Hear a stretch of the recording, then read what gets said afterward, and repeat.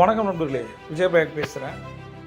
இன்றைக்கி மிக முக்கியமான நிகழ்வு நான் ஷேர் பண்ண நினைக்கிறேன். என்ன தெரியுமா? LIC IPO.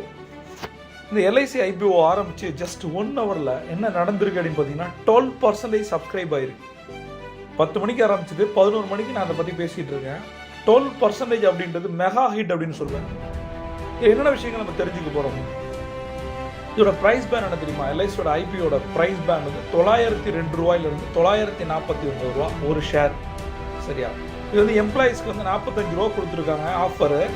அந்த $45 கம்மியாக நம்ம இன்வெஸ்ட் பண்ண முடியும். இதை பார்த்தீங்கன்னா மினிமம் 15 ஷேர் தான் வாங்க முடியும். $14,235 இந்த ப்ரைஸில். அடுத்தது சாட்டர்டே கூட நம்ம இன்வெஸ்ட் பண்ண முடியும். இது வந்து எப்போ லிஸ்ட் ஆக போகுது அப்படின்னு பார்த்தீங்கன்னா ஸ்டாக் எக்ஸ்சேஞ்சஸில் மே 17 லிஸ்ட் ஆக போகுது. ஆக்சுவலாக இதோடைய பின்புலம் என்ன? சென்ட்ரல் கவர்மெண்ட் வந்து 21,000 கோடி வேணும் அப்படின்னு சொல்லிட்டு ஜஸ்ட் 3.5% ஸ்டாக்கை தான் டைலூட் பண்ணியிருக்காங்க. யோசிச்சு பாருங்க, வெறும் 3.5% ஸ்டாக்கு 21,000 கோடினா எல்ஐசியோட டோட்டல் வேல்யூ எவ்வளவு? இன்னொரு விஷயம் என்னன்னா, கடந்த காலங்களில் மிகப்பெரிய ரெக்கார்டு அப்படின்னு பார்த்தீங்கன்னா கோல் இண்டியா 15,200 கோடி 2010.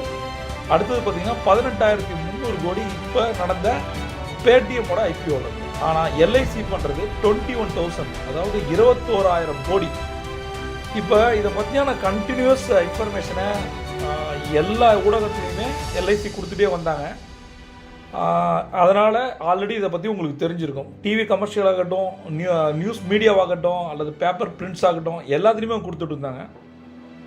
ஆக்சுவலாக இதுக்கு முன்னாடி 5% வந்து அவங்க டிசைட் பண்ணியிருந்தாங்க.